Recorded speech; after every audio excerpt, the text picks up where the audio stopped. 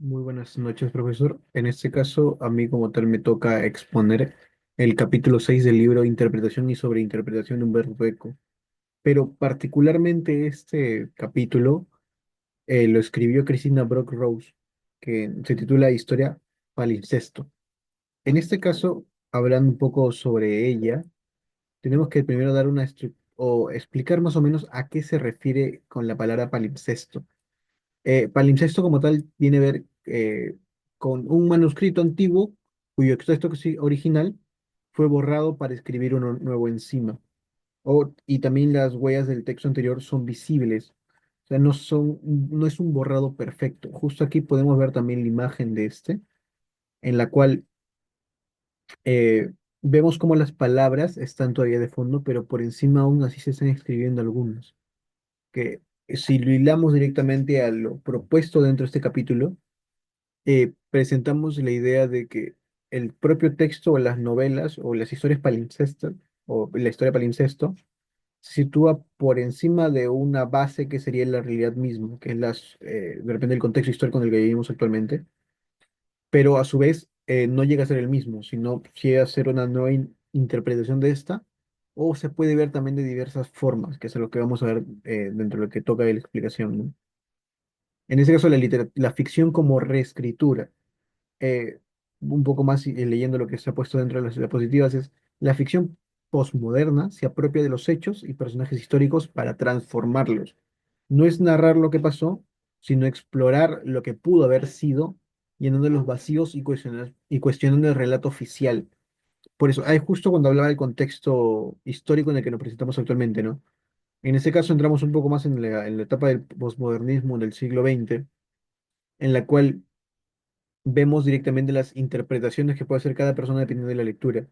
Y es algo que realmente se está viendo o referente a la explicación que está haciendo la autora, ¿no?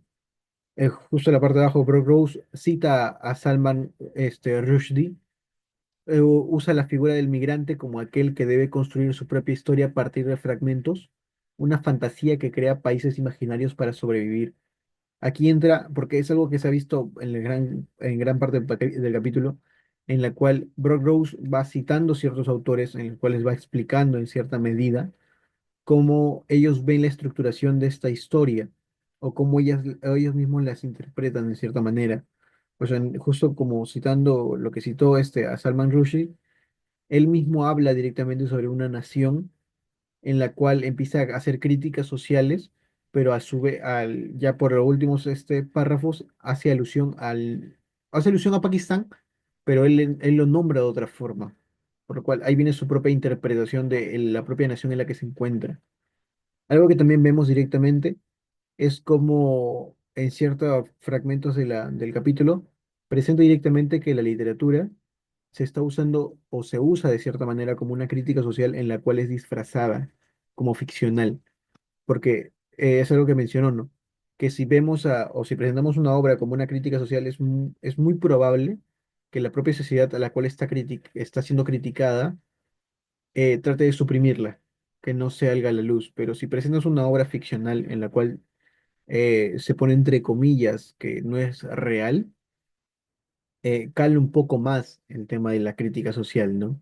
Eso es lo que vemos, que podemos ver ya, si nos vamos a ese punto, con Orwell, con esta Rebelión en la Granja, ¿no? Que directamente no se critica a todas estas ideologías, sino se hace un relato en el cual se hace alusión a estas.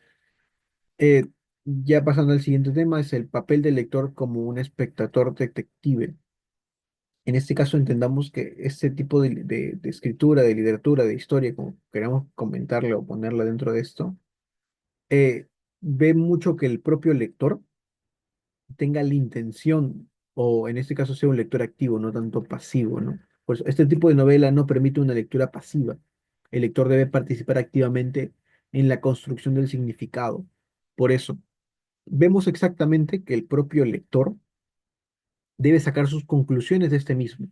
No es como que ya el libro se lo da, porque como ya se menciona, está escrito sobre una base o un contexto social y lo que se presente sobre ello, lo que se reescriba en este contexto, se puede ver de muchas formas.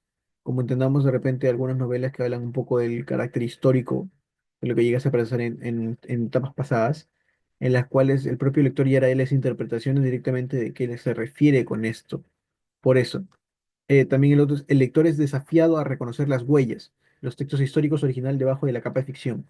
Algo que nos presenta también es una especie de novela, trama, como quisiéramos llamarlo en ese momento, en la cual se habla de Carlos I, de una familia de Carlos o también de Felipes, en la cual simplemente, como entendemos en la corona inglesa o en la corona española, suelen repetirse los nombres, no poner Carlos I, Carlos II, Carlos III, pero dentro de este relato se presentan muchas personas con el mismo nombre que no se especifica quiénes son, pero aún así, si entramos en las huellas de este texto histórico, en el que representa toda esta historia o esta crisis social referente al tema de la corona, se va directamente o se relaciona en cierta medida con el texto ficcional, pero claramente cambiando los nombres, que es algo que estamos viendo en el cual le dan su propia interpretación de lo sucedido. El lector debe renunciar a la idea de una única respuesta correcta. La riqueza de la obra reside en la pluralidad de significados y en las preguntas que se plantean. Eh, Aquí justamente vemos que no hay una sola historia dentro de esta misma, sino hay múltiples formas de visualizar estas historias. Y creo que si vemos una pequeña relación con la teoría literaria, ya leyendo en otro libro, se menciona que la literatura es un poco más como la justificación de cómo leemos una obra, porque claramente cada lectura de una novela puede ser respaldada bajo una teoría en la cual se va viendo cómo estructurarla en cierta medida. Por lo cual, aquí entramos mucho en este caso del que el lector tiene que estar un poco más abierto a las diferentes interpretaciones y reinterpretaciones que puede darle un mismo texto referente al carácter un poco más científico o teórico, en este caso por medio de la literatura.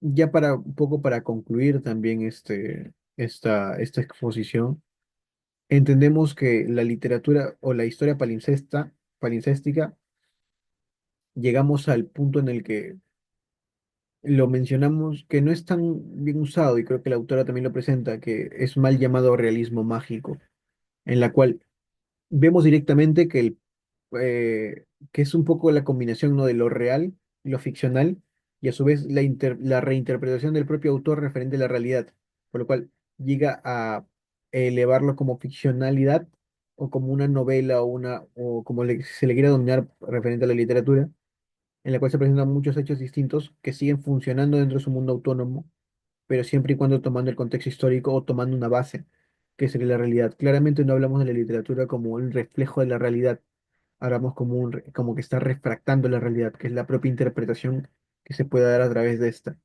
Por eso es bastante importante este capítulo, ¿no? Da un gran esbozo o gran profundidad exactamente a cómo vemos las interpretaciones de los textos y cómo, queriendo o no queriendo, aún así necesitamos la base real para poder llegar a la literatura, a lo ficcional.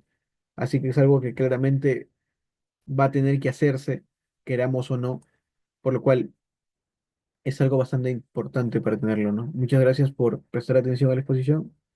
Gracias.